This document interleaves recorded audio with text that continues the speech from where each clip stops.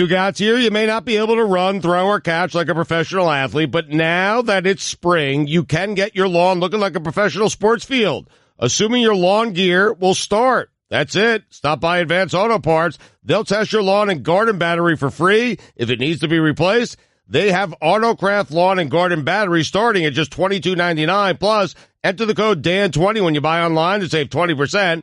Think ahead. Think Advance at Advanced Auto Parts. The Dan Le Batard with Stugotz Show podcast is presented by Capital One. This is Banking Reimagined. This is the Dan Le Batard Show with the Stugotz podcast. This is one of the many reasons that Stugotz is deeply unlikable and deeply lovable. This is a thing that just happened here. So Stugotz invites Chris Cody to his house, says, come do the show over here, do the show from here, and we'll do it together. Chris Cody spends the rest of the day reaching out, trying to make plans. 10 minutes before the show, Stugotz says, hey, what's up, buddy? And then starts yelling at him because Chris Cody didn't tell Stugotz about the Octobox on NFL free agency. And all of this should be upsetting to Chris Cody. But then Chris Cody looks at Stugotz here because we're all on remote and we're all seeing each other on our computer screens, and he just bursts out laughing because Stugotz is scratching his back with a back scratcher that says Stu on it. What does it still have the tag on it? Is that a stupidity tag? Yeah, it's just it's a stupidity tag. It's a back scratcher, and you're not supposed to touch your face, so I am using it to scratch my face as well. I mean, everyone should get one of these. In fact, I think they're on sale somewhere. Maybe Le Batard merchandise page. I have no idea. But anyway, with Chris Cody, it was 11 minutes before the show, and he only texted me once yesterday. But he is coming up tomorrow, and we're going to do some things that are fun for the radio audience. How about that? All right, so just so you know, Stugotz has been inviting Chris Cody to golf for about 6 or 7 years, and they've actually golfed only one time, and rather famously, he invited Charlie to golf one time. Charlie showed up, drove the 90 minutes, and Stugotz never showed up. So nothing that he says matters at all. I wish we were on television so people could see you scratching your face with your back scratcher, but right now all you're doing is amusing yourself and us by scratching your face with your back scratcher because no one else can see us. But I want to start, before we get into this Tom Brady stuff, he goes to Tampa Bay, and that's going to look funny and feel funny, and Stugotz, because he loves the names, is going to convince himself that Tampa Bay is now a contender, even though, you know, Peyton Manning descended from MVP to a season of 9 touchdowns and 17 interceptions. It happened very quickly. Tom Brady is 43 years old. Peyton Manning is now 43 years old. Like, he is going to continue aging. I don't think that Stugotz believes that. I think Stugotz believes that he's going to be rejuvenated because Mike Evans is big and tall and fast, and O.J. Howard is big and tall and fast. So you've already talked yourself into they're going to win the NFC, right? Yeah, definitely. They're going to win the NFC. They're going to make it to a Super Bowl. They have Godwin. They have Mike Evans. They have O.J. Howard. I think that robot, that machine, Cameron Braid, is still there for Brady to throw to inside the 10-yard line. I have the Buccaneers. In fact, if I can get a bet on this, I'm certain I get a good price today. I have the Buccaneers winning the Super Bowl and making it to the next two. I don't know if they win back to back, but they are definitely going to win the Super Bowl next year. He just loves names, and Tampa Bay would be playing the Super Bowl in its own city. What else do you got? Those are good names, though. You would agree. Like, this whole notion that he needed Bruce Arians. He didn't need Bruce Arians. Bruce Arians needed him. Tom Brady's won 6 Super Bowls. He's won 4 Super Bowl MVPs. He's won 3 regular season MVPs. He didn't need Bruce Arians. What he needed was Evans, was Godwin, was Cameron Brate, was O.J. Howard. This whole notion that somehow Bruce Arians is going to fix Tom Brady. Tom Brady doesn't need fixing. He's had 20 years of playing quarterback at the absolute highest level you could play the position. He doesn't need fixing from anyone. Bruce Arians needs Tom Brady, not the other way around. I am getting tired of this whole conversation that Bruce Arians is this quarterback whisperer, offensive guru, when in Arizona his offense has finished in the bottom 15 for 3 years. The conversation started 5 seconds ago. How are you already tired of it? I'm tired of Bruce Arians, this offensive genius, which he is not. He's just not. He is. I mean, look what he did with a rookie Andrew Luck. Look what he did with Carson Palmer. You watched the Football Life like I did this weekend. He rejuvenated that man's career. And what we saw last year in New England was Tom Brady, and he didn't really make it that much of a secret. He needed weapons that he was used to, tall targets. You saw how much he looked older after Rob Gronkowski retired. That's the tallest receiving core, I believe, in the league. And I'm not going to put O.J. Howard in that class. He had a very disappointing year last year, but those are much better tight ends than he had in New England. These are the weapons that he's been begging for in New England. I don't know if it's actually going to result well. This looks on the surface like such a vintage bad way to end a career. But while Dan was reciting Peyton Manning's career totals and what he looked like at the end of his career, he failed to mention that Peyton Manning won a Super Bowl. Yeah, he won a Super Bowl with a great defense, and again, a season where he had 9 touchdowns and 17 interceptions. I'm dead serious about this, Stugotz. Is there a team I could have put Tom Brady on that you wouldn't have had going to the Super Bowl? Like any team, because the Jets. Tampa Bay was one of the worst teams in the league last year. They were really bad. And so the idea that he would go there and that you would talk yourself into, well, he's going to win the Super Bowl it's pretty laughable. Well, Dan, they were 7-9 last year. They're in a division with I understand the Saints are in that division. They're pretty good. They were 13-3, but the Falcons are also in that division. Carolina's in that division. He's certainly, it's him and Breeze as the 2 best quarterbacks in that division. And the NFC is just not as strong as the AFC is. And so, and football's just such a strange game. You would be shocked if the Tampa Bay Buccaneers made it to a Super Bowl? I would be shocked because we've talked about this. I will not be shocked if Tom Brady has a few excellent games next year. Tom Brady, at 50 years old, will be capable of having some excellent games. But there's such a profound difference if you remember what Joe Montana made the playoffs when he played for the Chiefs. It was still a terrible decision. Made the playoffs because there's such a big difference between winning some of your games and then being able to win all of your playoff games. That's like the idea that at 43 years old, you would be able to summon the best during the last 3 or 4 games of your 43-year-old season to beat some of the best teams in the league. It's just such an enormous ask when the way the aging process works is that the guy can still bring it sometimes, but he just can't bring it as consistently. I think the Chiefs went to an AFC championship game with Joe Montana. They didn't win it, but they went to an AFC championship game. Did they? I believe they did, yeah. I remember him running around and losing and it looking wrong, all kinds of wrong in that uniform. I'd be curious what age Joe Montana was also when he was doing that. I want to get to some Brady sound here because you're going to get a variety of different opinions from everywhere.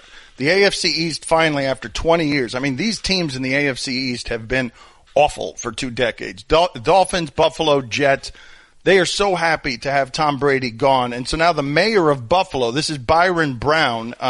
Listen to him, what he's saying as Bills fans are celebrating, obviously, that they have an opening in the division. Just a reminder, bars and restaurants are open for takeout and delivery only. So for those of you that want to celebrate Tom Brady leaving the New England Patriots and hopefully leaving the AFC East, there are no mass gatherings. Celebrate responsibly, celebrate at home, and with less than 10 people present.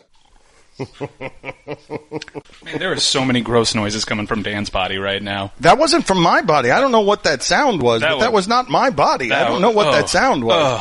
Okay, so just to give you the setup here at Dan's house, for whatever reason, he has a sweating problem. It's well chronicled. Hold on a second. Let's do this. Let's do this next segment. I want to make fun of me next segment because I'm deeply unhappy right now. Let's talk about this next segment. Also, Stugotz was right. Holy bleep, Stugotz was right. Joe Montana did go to the AFC Championship game. He lost to the Buffalo Bills, and history doesn't know what might have happened had Joe Montana not suffered a concussion during the 3rd play of the 3rd quarter. ESPN Radio is presented by Progressive Insurance. All guests on the Dan Le Batard Show appear via the Shell Pennzoil Performance Line. Ryan Ruocco, one of the voices of the Nets, going to join us here in just a minute on the Shell Pennzoil Performance Line. Pennzoil synthetic motor oils are made from natural gas. It gives you unbeatable engine protection. The proof is in the Pennzoil, based on Sequence 4A wear test using SAE 5W-30. Here's your SportsCenter update. Tom Brady is expected to sign with the Buccaneers. Phillip Rivers has signed a one-year, $25 million deal with the Colts. The Cowboys signed Gerald McCoy to a 3-year deal. 4 Brooklyn Net players, including Kevin Durant, have tested positive for the coronavirus. The Lakers were the last team that played the Nets and are expected to have their players tested. And finally, officials with an Indian railway company said that they have started using the recorded sound of buzzing bees to keep elephants from wandering onto the tracks. Elephants are known to avoid bees for fear of being stung. The company said the system was adopted in response to an increasing number of elephants killed in collisions with trains. SportsCenter brought to you by Advance Auto Parts. Think ahead, think advance. At any time, 1 in 4 batteries is about to fail. Get a free battery test and free installation with any automotive battery purchase only at Advance Auto Parts. For all the latest headlines and information, tune in to SportsCenter on ESPN Radio all throughout the day. We'll get to Ryan Ruocco in just a second. Somebody sent me on Twitter like a Bollywood movie poster, an action movie poster of a guy, Stugotz, that looked exactly like me, sort of merged with my father's face. And so I want the internet to name that action movie. I'll start with Diabetes Hard or Fat and the Furious. Hashtag Dan Action. I want a name for that movie. Me as an action star. Let's see what we get on the internet. You said that Ryan Ruocco was one of the voices of the Nets. Is that insulting to Ryan Ruocco? We're having him on because 4 of the Nets have tested positive for coronavirus. Mike is holding up the picture of this guy. How much does this guy look like me, Stugotz? He's like, this guy looks like me wearing glasses. It's my bloated face. It's the beard. He's got more hair than I do, but I am killing it in Chanel Oral 2, where I'm holding a gun, and I don't know what Bollywood movie that is. Is that an insult to you, Ryan, to call you one of the voices of the Nets? Oh, come on, man. Not at all. Not when the other one is Iron Eagle. I'm good with it, and I'm just happy I'm with you guys. So now I know I have more content to watch with your new Bollywood movie, Dan. Yes. Can you tell me, please, what happened with your team? Kevin Durant has tested positive for coronavirus. 3 other Nets. Can you give us some of the backstory there? Yeah, I mean, so, we were all just on a West Coast trip where the Nets left for L.A. on Monday, and I did travel with the team. And then Nets played the Lakers on Tuesday, a broadcast I did. Then the team Wednesday went to San Francisco. When they were there, in anticipation of their game against the Warriors Thursday, they, of course, ended up finding out the season was suspended and eventually traveled home. So there's no way for the team to know exactly when the players contracted the virus, but basically all of us who were part of the traveling party at any point during that period have been told to monitor our symptoms, to self-quarantine for a 2-week period, and to let them know if anything changes with how we're feeling at this time. Has everyone been tested? How does this work? So I am not sure exactly who has and hasn't been tested. I know for my Yes Network colleagues, some of whom were part of the traveling party, we were not tested, and we were just told to monitor symptoms, because as you guys have seen, especially if you're part of, a group that shouldn't be high risk, a lot of the, national advice has been, hey, stay home, monitor symptoms, only go and get a test if you reach these thresholds, a temperature over 100.4, or if you have a cough, or if you are in one of those subsects that's a little bit more susceptible. I think the members of the organization who were still, with the team in those days prior, I think, they may have have gotten tested, but I'm not exactly sure how many did or didn't. The only thing we know for sure is the 4 players who tested positive, and that every single one of us who was with the team at any point during that trip has been told just to self-isolate for a 2-week period starting from last Saturday. So until not this Saturday, but the Saturday after. So, Ryan, like when you heard the news about the 4 Nets players testing positive, obviously this is something that anybody could catch, but as somebody who's close to that team and close to those 4 players, kind of put us through that process. What was going through your mind there? Well, it freaks you out a little bit, right? Like how yeah, is, of course. Yeah, man. So, I mean, and the first thing I just thought about, too, was, anybody who I was in contact with, in the immediate aftermath of my trip, with the Nets. So, like, for example, I did our ESPN game in Dallas on Wednesday, Denver, Dallas. So I immediately contacted Tom Rinaldi, Doris Burke, our producer Ian Gruca, our director Jeff Evers, the crew I was with that night, and just said, hey, just so you know, this happened with the Nets. I feel totally fine. I have no symptoms whatsoever, but you may want to just be extra cautious monitoring yourself, given that, I was traveling with a group that was exposed to it. It's hard to exactly calculate, and you get the feeling that at some point we're all going to be, one person away from someone who has it, right? It just feels like it's spreading in that regard. But, of course, like when the news first came down, I felt a little uneasy, and then also just trying to be conscious of who I had been in contact with in the aftermath. Although I will say, guys, as soon as I got off the road, just like given the circumstances around the NBA and how tight that circle is and the fact that I was traveling, I've almost been completely self-isolated except for, being with my fiance since I got back off the road a week ago. Were the Nets showing symptoms? Forgive me if I didn't hear you correctly. Were there any players with fever or symptoms, or was it a Donovan Mitchell case where they're walking around feeling fine and then they just happen to be positive? Yeah, so 3 of the 4 guys don't have symptoms that tested positive.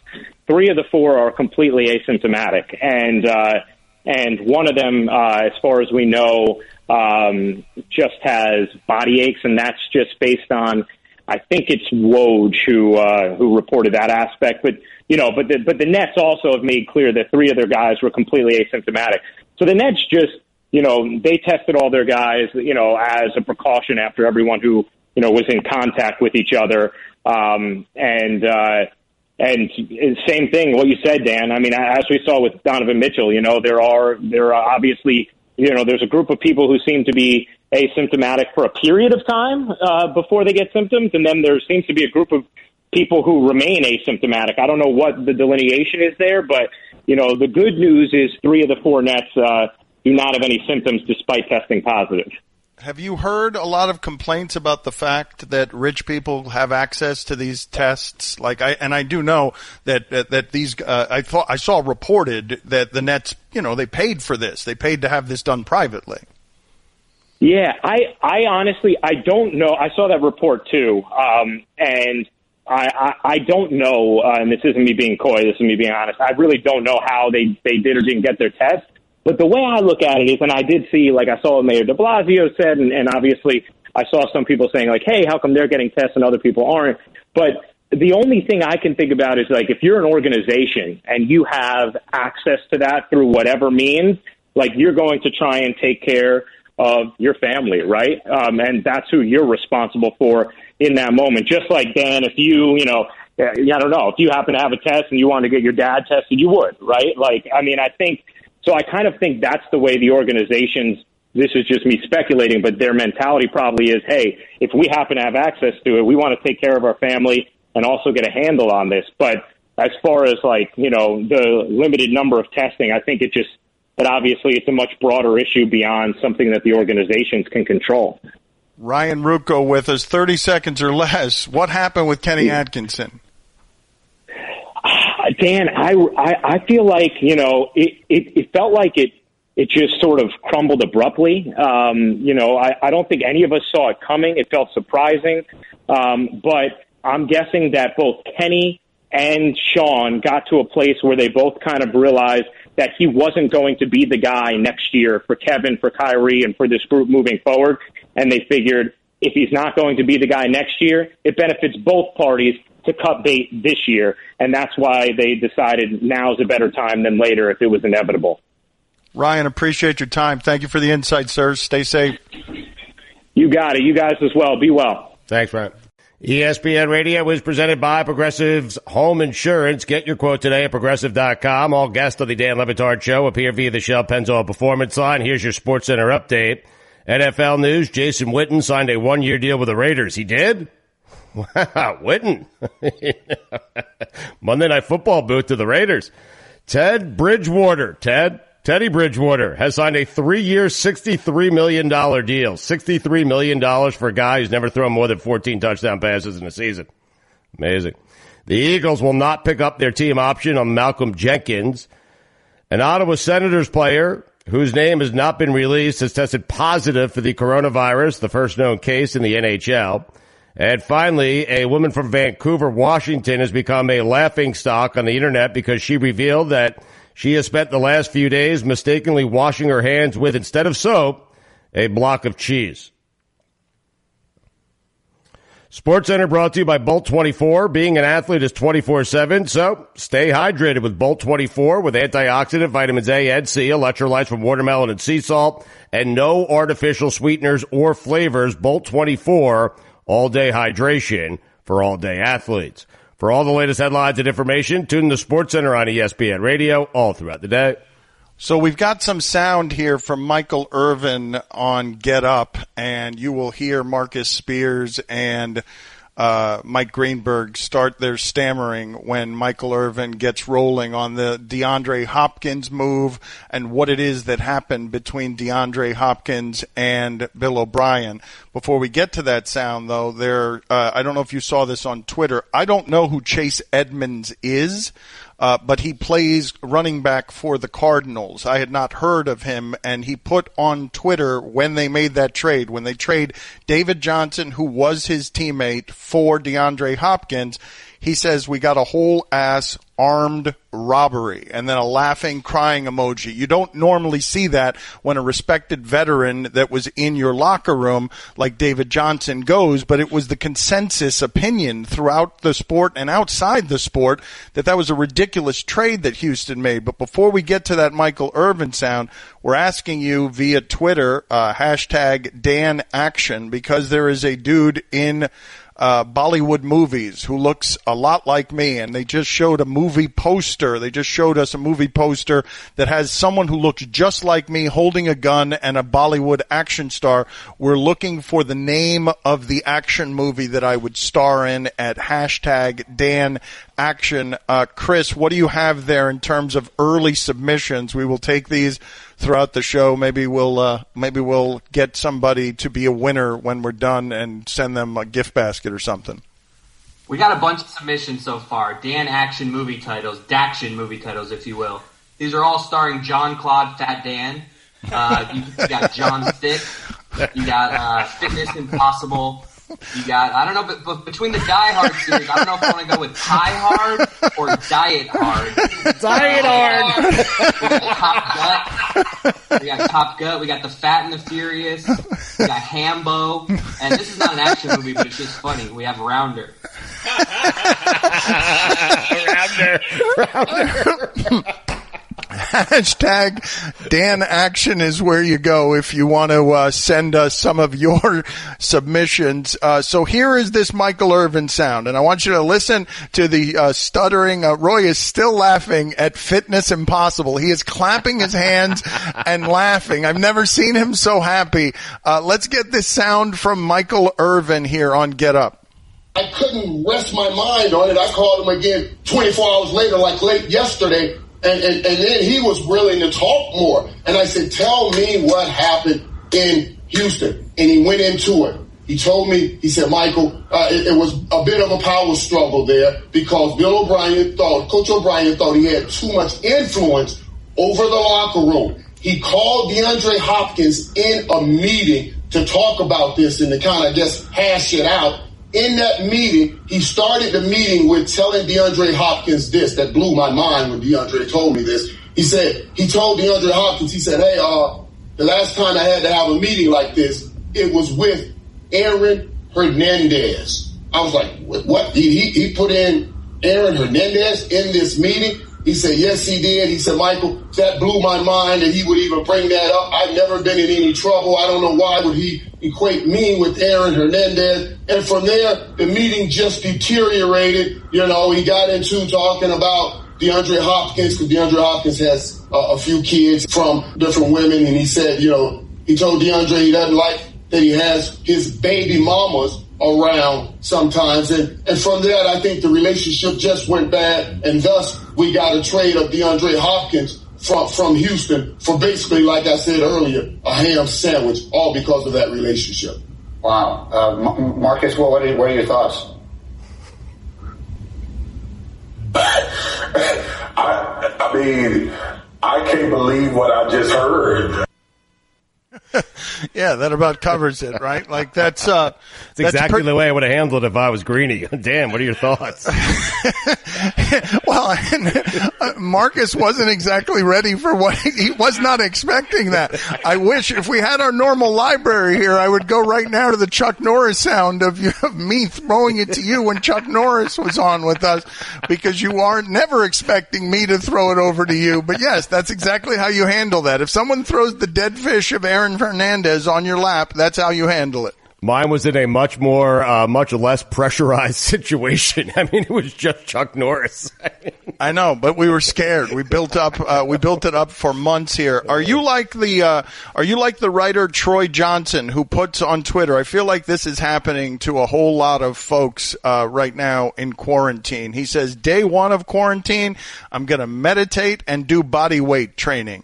Day 4 just pours the ice cream straight into the pasta. He's losing his mind. This is what's happening, right?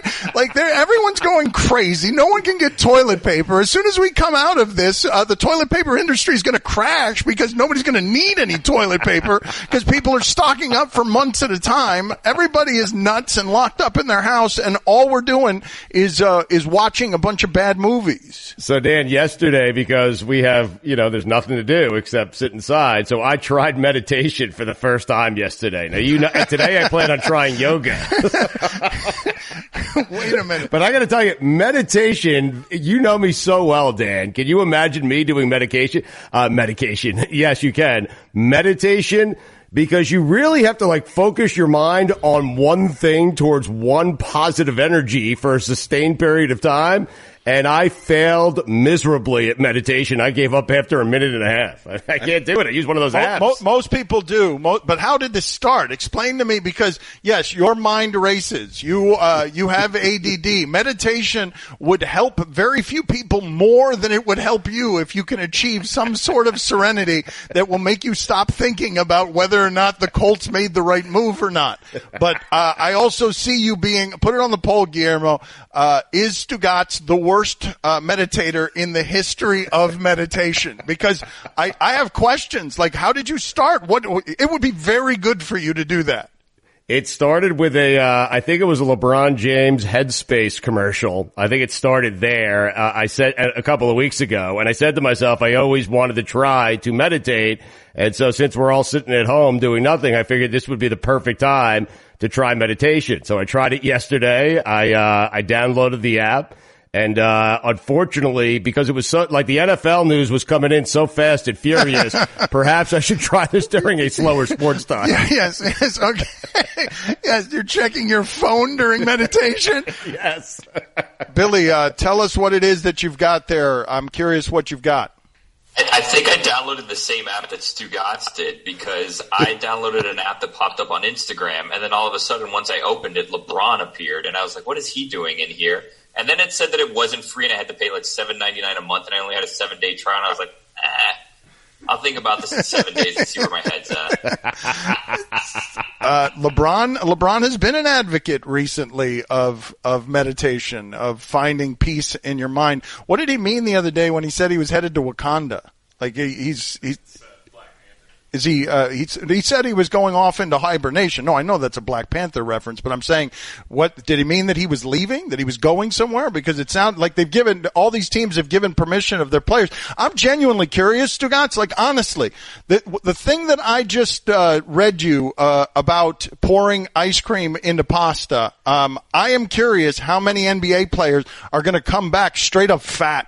Like straight because they're not being told, they're not being run through practices by coaches. I'm dead serious about this. Like, they're not going to have the strenuous games, the strenuous practices. Like, the first few games when basketball returns is going to have fat people in it. Put it on the poll, Guillermo, at Le Batard Show. Are the first few NBA games going to be played by fat players? ESPN Radio is presented by Progressive Insurance. All guests on the Dan Le Batard Show appear via the Shell Pennzoil Performance Line. Joon Lee going to join us there in just a second. Here's your SportsCenter update. NFL news, Jason Witten signed a one-year deal with the Raiders. Teddy Bridgewater has signed a 3-year, $63 million deal. He did that with Carolina. The Eagles will not pick up their team option on Malcolm Jenkins. An Ottawa Senators player whose name has not been released has tested positive for the coronavirus, the first known case in the NHL. And finally, Wayne Brady unveiled a water gun on Let's Make a Deal that measured 12 feet and 7 3/4 inches long during a 1990s themed episode. According to Guinness, it's the world's largest water gun. The show previously earned a Guinness record when it unveiled the world's largest cereal bowl, which weighed in at 3,504 pounds. What? SportsCenter is brought to you by Bolt 24. An athlete is an athlete 24/7, and part of always being prepared is always being hydrated. Bolt 24 has antioxidant vitamins A and C, electrolytes from watermelon and sea salt, and no artificial sweeteners or flavors. Bolt 24 is all-day hydration for all-day athletes. For all the latest headlines and information, tune in to SportsCenter on ESPN Radio all throughout the day. Joon Lee is going to be on with us in just a second, and Roy Wood Jr. is going to be on with us at noon Eastern. He's going to he wrote something interesting about how all of this is going to kill, everything that's happening around us is going to help kill stand-up comedy. And, there are a lot of things that are going to change in business and entertainment over the coming months as the economy screeches to a halt. And I thought he wrote an interesting article about what's happening with stand-up comedy, and we will talk to him at noon Eastern. But Joon Lee covers baseball, ESPN senior writer, and he can help us understand what is going on in Boston right now. Joon, thank you for being on with us. What are the precedents for a city losing a couple of stars of the caliber of Tom Brady and Mookie Betts in a short period of time? There actually is a precedent for this. The Chicago Bull, the city of Chicago in general just lost Michael Jordan and Ryan Sandberg in the 90s. And that's kind of the most recent example of this. But, Tom Brady and Mookie Betts were the two most popular athletes in the city of Boston by a pretty large margin. Brady obviously is kind of on a different pantheon, level, I think people view him in the same way that people view Ted Williams and Bill Russell in the city. But people are pretty shooken up. These are the two most popular guys in the city, and they've meant a lot to the city of Boston in very different ways.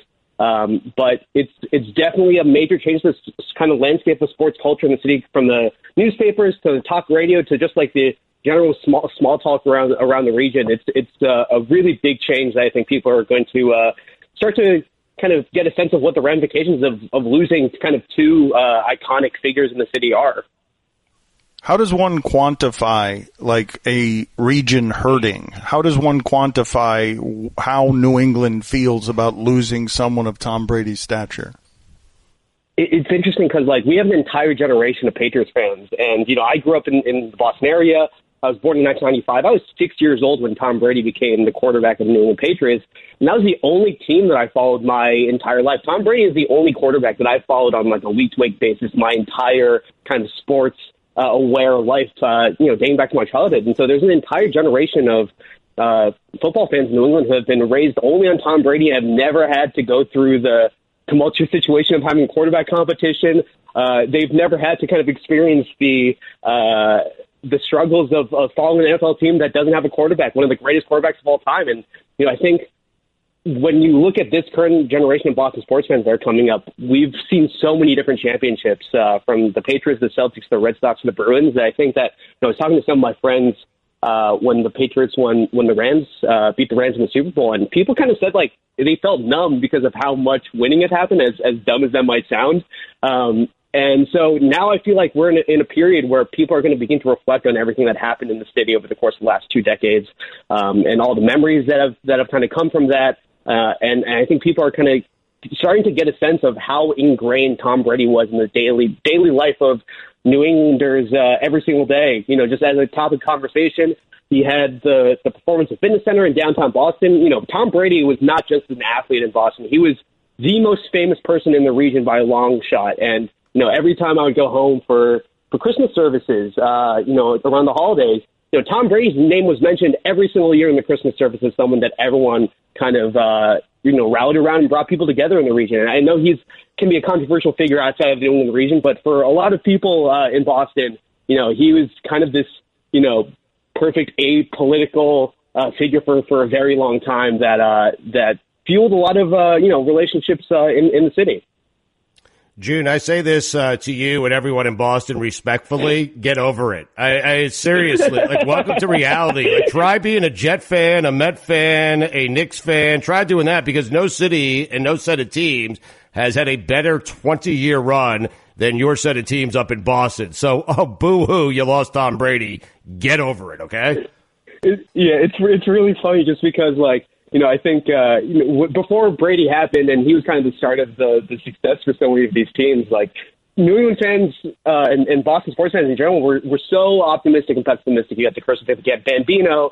You had everything that happened in the 80s with the Red Sox. The Patriots were irrelevant for such a long time. The Bruins hadn't won a title in such a long time. The Celtics were rebuilding after Larry Bird. People in Boston are not optimistic, and it's kind of funny how quickly things flipped in the city, where it went from people having no hope to people, the fan base becoming, in the eyes of a lot of people, the most arrogant fan base in America. And it was funny to just see how quickly things flipped and how people quickly forgot how long they had suffered as sports fans in the city.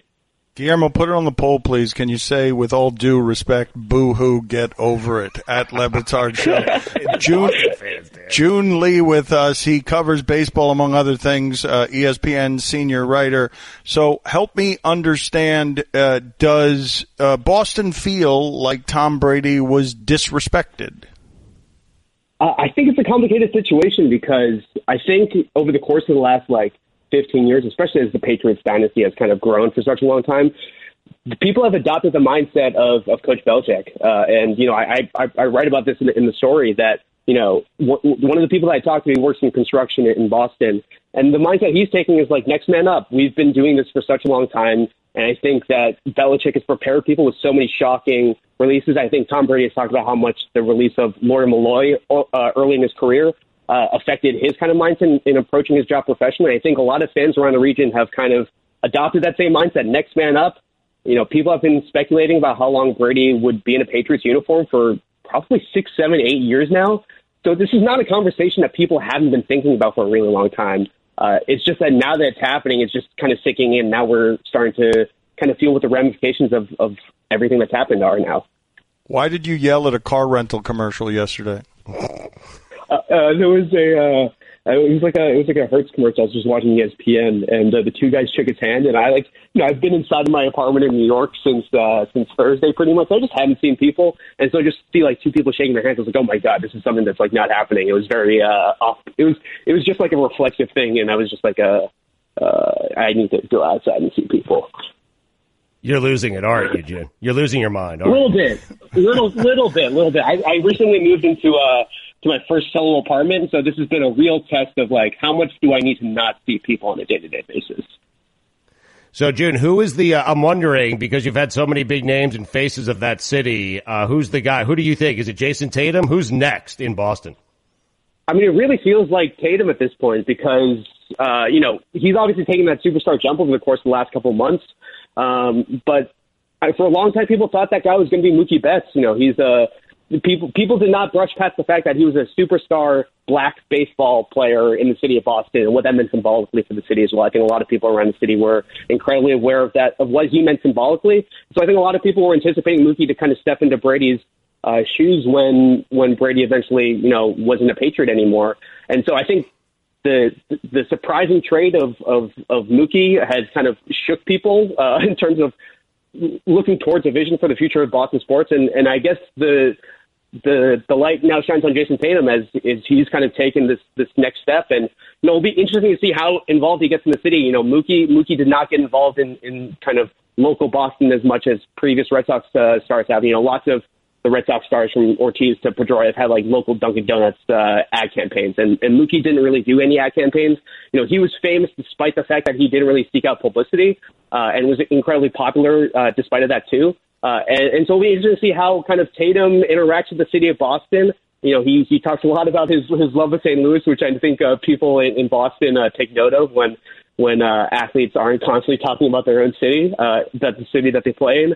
But he has been getting more involved recently in the community too. So it'll be interesting to see just how that relationship dynamic, begins to unfold, because there's a massive superstar, power vacuum in the city of Boston now. I think there's an opportunity for players and athletes in that city to kind of step up and kind of foster in that next generation of Boston sports.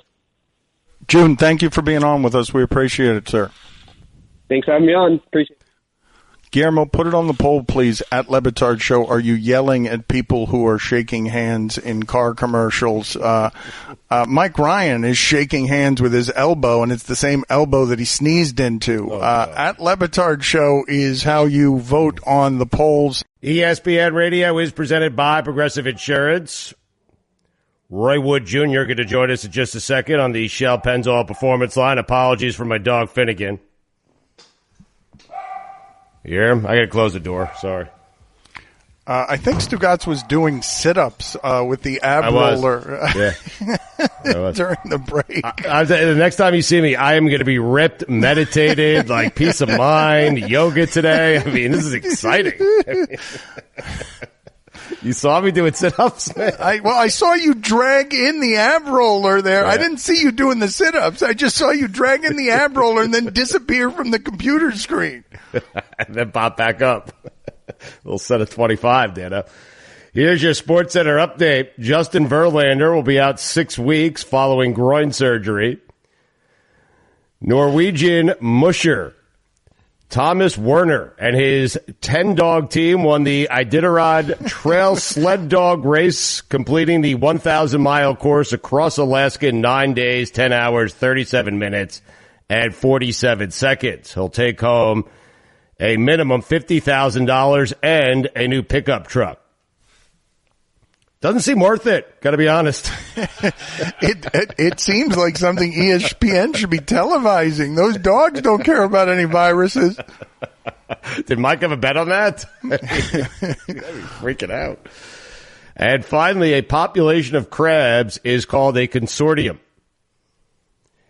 Here's the SelectQuote difference. Most companies give you one option, one policy, and one rate, but SelectQuote shops and could get you up to 10 options from highly rated life insurance companies. For a free personalized quote, call 800-780-1010 or go to SelectQuote.com today. For all the latest headlines and information, tune in to SportsCenter on ESPN Radio all throughout the day.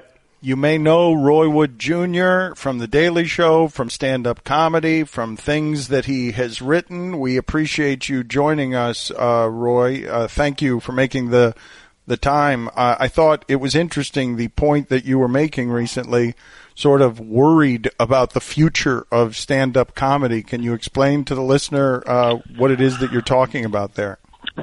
Well, what I want to preface it with first and foremost is that what I do is just make people chuckle and maybe get through something. And at the end of the day, I think what this situation has shown us is just what's really important. When you really look at all of the stuff that's been shut down, they were all things you probably could have done without. Basketball, a cruise ship, a bowling alley, and me telling jokes to you for a 2-drink minimum. But I just started kind of thinking about what's the way back for comedy, and as you lose as we start building back to a sense of new normalcy, that's going to come piece by piece, right? So My concern is that the comedy clubs that aren't able to weather this storm, the ones that will remain, will need to book comedians that are most popular to draw in an audience. So it pushes out the lower guys, and that's just what the economics of the business are right now. So I'm very concerned about the comedians that, don't have a resume that's deep yet, that are still trying to build their career. And the question becomes, where do you perform? And even if there is a place to perform, will people have the disposable income to even go and watch a show? And you can assume the answer to that for a long time is going to be no. So, I don't know where, the thing that really sucks about all this, in my opinion, is that I'm one of those people where I feel like we don't even know if we're at the bottom of this yet to even figure out what the way up and out of it is. So, I've been talking with comedian Mike Birbiglia and John Mulaney, and we got something up our sleeve. We could probably talk about it a little more next week once we have the structure in place. But we're going to try and do some stuff to make sure that these clubs and to make sure that these younger comedians, and especially the wait staff and the bar staff, to make sure they have a way through. So the one thing about the comedy community is that we're definitely very close-knit, very tight-knit. We lean on one another. So we're going to figure out the logistics, and, we're going to get to work, man. It is such a tough life. Can you explain to the people, because I've read about your career and the idea that you would go into a city early on and work second jobs in the city. Like, what kind of jobs were you working? Because it is a tough lifestyle. Yeah, you were making, just for the economics of it, as an opening act in like the early 2000s, like 01, 02, when I was still an MC, I would drive to a place like Columbia, South Carolina, where thankfully they had a club that at the time was open 6 days a week, and the booker would book you for 2 weeks. So for 2 weeks straight, you live in a hotel room in South Carolina. You're not needed at the club till 8 p.m. So I would get up at 6 a.m., and I would go to day labor places. I would go to, like, the temp services. So one day you're in a shirt and tie at a keyboard. The next day I was working at the Quick Creek packing facility in Columbia, South Carolina, putting bags of Quick-Crete on forklift pallets for 8 hours a day. And you do that for $7.25 an hour, and you put that money with the $250, but you do it because you love it. Do you have some story that you could share with us about during the grind as you were coming up, a place that you worked where you looked around? I mean, Bob Saget tells this great story of in Alaska coming into a strip club, and he's basically being introduced by a woman who's got pie tins on her chest and just actual matches in a circle on her chest that are lit. Seven people performing there. You must have some stories like that when you were coming up. Yeah, there's always weird places, but the one thing I remember was the weird people. I won't name his name, but there was a ventriloquist, not just Donna. There's others. There was a ventriloquist that I had to drive because he didn't have a driver's license. And so he was the headliner. As the opener, you're basically the chauffeur for the headliner in those days. And everywhere we stopped to eat, he would bring the dummy. I don't know if I'm allowed to call it that. His partner, his work buddy, whatever it was, he would ask for a table for 3, and he would set up the dummy nice and neat at the table in front of the rest of the restaurant. It's me and him eating, but there's 3 people at the table, and people are looking at us like we're lunatics. Did you ever get discouraged? Did you get discouraged? Like, that stuff is hard. Coming up in comedy, it's just such a hard way to do it. So there's a story, and this is not that different from now. You probably have opening acts that are probably making anywhere. And when I say opening act, that's the guy that's doing 30 minutes before the headliner. On the road, the opening act might get $100, but it costs you $40 to get there. The headliner might make $150, maybe $200. So I was headed to a gig in Kentucky some years ago as an opener, and the gig canceled. I was halfway there, and the gig canceled. And the money from that gig was supposed to be my gas money to get back home to Birmingham. And so, I just sat at a truck stop in Bowling Green, Kentucky. And, it was one of those, what the hell am I doing with my life? and I had a decent little radio internship, and I could have worked somewhere locally in town until I got on salary at the radio station, but I just knew I wouldn't be happy.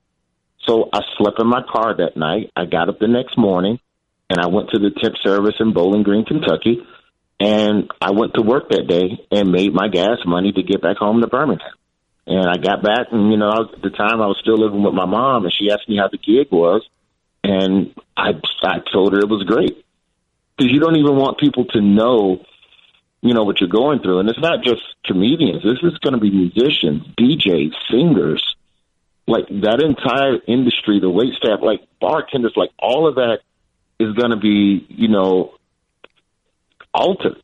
It's going to be altered, and I hope not permanently, but there definitely is going to be ripple effects on this for the back half of the year. So, it's definitely going to be a very, very trying time in the world of entertainment for entertainers as a whole. And I know that you can take that with a grain of salt with people dealing with, real struggle. But at the end of the day, as Americans, we all have a form of livelihood, and there's a great deal of people in this country whose livelihoods are going to be changed. So, guys like myself and other guys that are a little higher up the totem pole, we're going to try and make sure that we get as many people on the life raft as we can. I don't think that somebody today can survive in this present climate the sleeping in the car for months at a time. I don't think that right now, if Roy Wood Jr. is coming up right now, he's got to give it up if this lasts for months and months, right?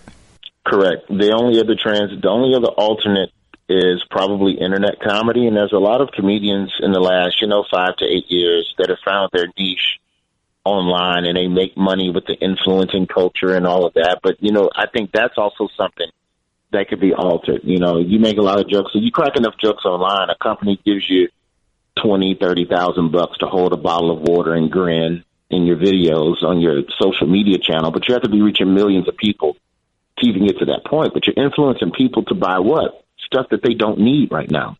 So whatever face cream and toners and, whatever you're trying to sell and shovel, most people aren't going to be buying that right now. That's not going to be a priority. And so I think digital is definitely going to be a way. The one thing that I have noticed on Twitter over the last probably 72 hours, there are a lot more people going live in their homes, just celebrity live feeds, and from Jimmy Kimmel, Kelly Rowland from Destiny's Child, Cardi B. If you want some comedy, go pull up Cardi B's Instagram. Like, she is running her mouth every day, dipping salad. She takes her lettuce one piece at a time and dips it in dressing like it's a chicken nugget. That's how she eats salad. And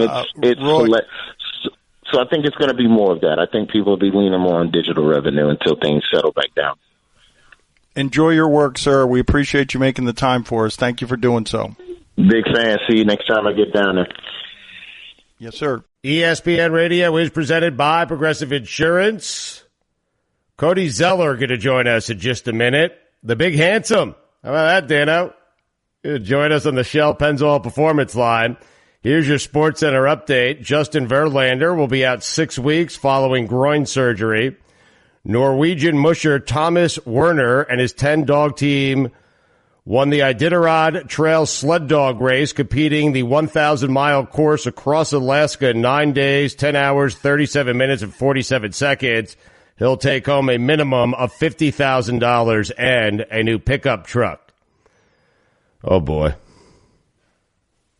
I don't even know where to start here. And finally,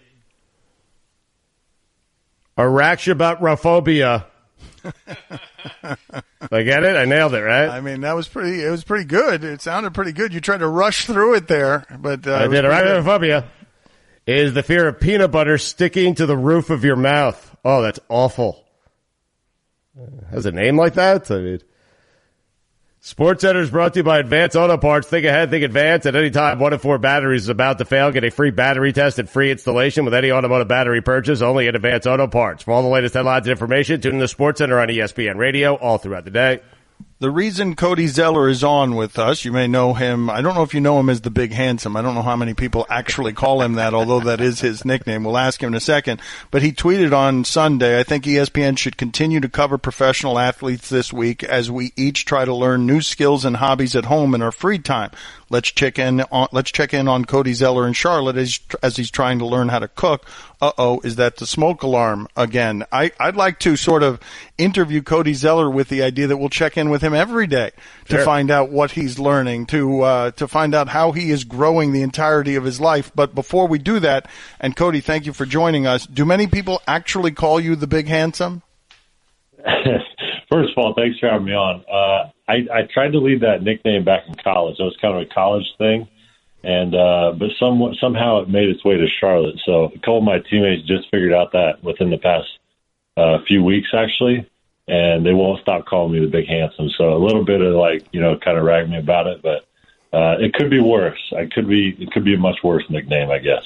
Oh, wait a minute. So you had successfully kept it under wraps until a couple of weeks ago? Yeah, for that long. Yeah, for sure. How did that happen? What happened? I don't know. We went back to Indiana. We played against the Pacers, and somebody called me the Big Handsome. They had a sign or something. So my teammates started asking questions and doing a little digging, and so they all thought it was pretty funny. So help us understand here. What day of quarantine is this for you? How many days of quarantine are we into? So I'm not on official quarantine. I think I'm just kind of trying to do my part, trying to self-distance. That's kind of the new phrase that we're going after. But, I'm going a little stir crazy here at the house. I live alone here in Charlotte, so we can go into the arena to work out, but it has to be, a few players on the court at once. And then if you go in the weight room, it's like 2 players can be in there at once, and they have to disinfect every weight that we touch. And even in between sets, so like you do 10 bicep curls, you lift it 10 times, you put it down, and they have to disinfect it before set 2. So it's a little extreme, but anyway. So I went into the arena to work out. I'm home by 10:30, and I got nothing to do for the rest of the day. So I think we're all in the same boat, trying to find ways to kill time, and so we're all in the same boat. What percentage of the league is going to come back fat? Tough telling. I don't know. The thing is, I thought it was interesting because as professional athletes, as basketball players, we have so many people around us that take care of other parts of our lives, and I think there's something to be said for it. So we can just focus on playing basketball. So a lot of guys have a chef or someone to clean their house, financial advisor, someone to pay their taxes, everything else in their life. So you can just focus on basketball. But when we don't have basketball, and the result of it is that we have no skills other than just playing basketball. So now we're at a loss for it, but we think that, we can just pick up some other hobby and we're going to be good at it right away. So I think we're all trying to figure out what's next for us. Well, I don't think guitar is next for you. You tried to teach yourself how to play the guitar. Share with the audience how that went for you, Cody. Yeah, I found a YouTube video on a tutorial on how to learn guitar. I'm like, I can just pick this up. I have no musical ability at all. And I think I made it to lesson 3. My fingers hurt, and I can't play any notes. And I think I just thought that, by the end of the day, I'd be playing, all these songs and stuff. So that killed a couple hours at least. So I'm on to the next thing. The other thing, I watched I have no, woodworking ability at all. I never did that growing up or anything, but I watched a 7-minute YouTube tutorial on how to build a deck. And they make it look so easy in the video. I'm like, I think I can do that. That's my afternoon, So I'm kind of, trying to figure out what's next. But it doesn't sound like you're learning. It just sounds like you're failing. Are you sticking with, are you sticking with these things? I think my end goal is just to kill time at this point. So I don't think I really need, success at any of these. So the other one, we were just in the training room with some of the guys, and I think most of the guys are just going in mostly just to socialize, but we're keeping our 6 feet just to get out of the house. But we were thinking of new inventions that we could have from this. There's obviously a void of all of our lives are going to change. And so we were thinking a fashionable, the cone of shame that the dogs wear, something to keep our, all this illness is transmitted through, or a big hula hoop that's 6 feet, keeps 6 feet for the social distancing. There's a lot of opportunities here. I saw a picture of a guy in a grocery store, and his whole head was in bubble wrap. He was sitting there, he was trying to scan items in a grocery store, and his whole head was inside of something that had a breathing space in it, but it was basically, he just had a bubble around his head. Yeah, I don't know if there's any effectiveness to that at all, but I think there's some money to be made. Some new inventions are going to come out for sure from this. You got a good Michael Jordan story for us? Everybody who plays in Charlotte has at least one. You got a good one for us? I have a few. It's awesome to have him around anytime that you can get even a few minutes with him.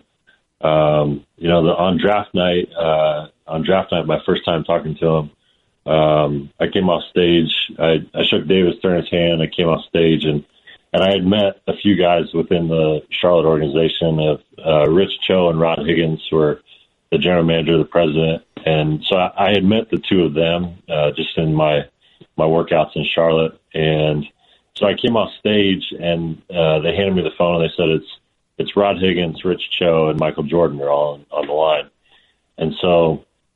The first one, they said it's Rich Cho, so, I got on the phone with him. Hey, we're excited we had a chance to draft you. We're excited for you to get to Charlotte. And I said the same, I'm excited to get there to work. And so he's like, all right, I'm going to pass the phone on. So he passed the phone on, and the next one, I could recognize his voice was Rod Higgins. And I had known him. I'd met with him a few times. So the same thing, he kind of go through, we're excited for you to be in Charlotte. And I'm kind of like looking forward to seeing MJ. Like I'm kind of tuned out a little bit. And so at the end of the conversation, he says, all right, I'm going to pass the phone on to Rod. And I had just had a 5-minute conversation with MJ, and I thought that it was Rod the whole time. So I was like, okay, Mr. Jordan. You weren't even listening, really. Yeah. So my first time ever talking to him, I didn't even know it was him, and I was kind of tuned out a little bit. You and Jordan play one-on-one today, Cody. Who's winning that game? You and Michael Jordan play one-on-one, a game of one-on-one. Who's winning that game? Probably still him. He's not quite in the same shape that he was back in the day. But yeah, I think he can still get me. What is the legendary story that you can tell us in the Zeller household from childhood of the brothers getting into a fight that you guys still talk about years later? Oh wow, there's too many of them. We made everything into competition. Like obviously, basketball is the one that gets the attention. But I mean, we made everything into competition. And most of the time, it was something getting broken. We would have we broke my mom's favorite antique lamp that was like the goalpost for our soccer game, logically. And so Mom came home from the grocery store, that was shattered. There was one that we were playing football in the living room, which wasn't allowed, and my mom had a nice china hutch, like a nice cabinet, and so Luke was the all-time quarterback, and Tyler and I were, playing offense and defense against each other, and Luke threw one a little bit outside of my reach. I made a diving catch for it, and my head went through the china cabinet. And so there was glass everywhere. I was fine. And, of course, my dad, the first question he asked is, did you make the catch? And so, yeah, there's plenty of stuff getting broken, plenty of competitions, but, I wouldn't trade that for the world. What are you going to do? What are you going to try and learn tomorrow? Have you decided yet? You're going to learn something every day, or you're going to fail at something every day? What's on the agenda for tomorrow? I'm not sure. Well, I have, 12 hours left in today, so I'm hoping that we can just talk for a few hours here so we can kill some time. But all right, we'll call you tomorrow. We'll call you tomorrow and find out what you're doing tomorrow, what you're learning tomorrow. What he did today and what he plans on doing tomorrow. Yes, yeah. I think cooking is on the schedule. I think I can learn how to cook. So I can make like tacos. I can make the very basic stuff. So I think I'm ready for something very, very complicated, like, scallops or salmon or, something pretty complicated. You are delusionally confident that you can pick these things up. Hasn't failing at the guitar and the deck taught you anything? He's building an extension on his house. That's how you learn, You got to learn from your mistakes and you got to get better. That's what I learned in my basketball career. Cody, thank you for being on with us. We appreciate it, sir. I appreciate it. I'll keep you guys updated. All right, we'll please do. Yeah, call in. We'll just find out every day. Just check in with us. Thank you, Cody. We appreciate it. These guys are so bored, Stugotz. They're at home and they're so bored.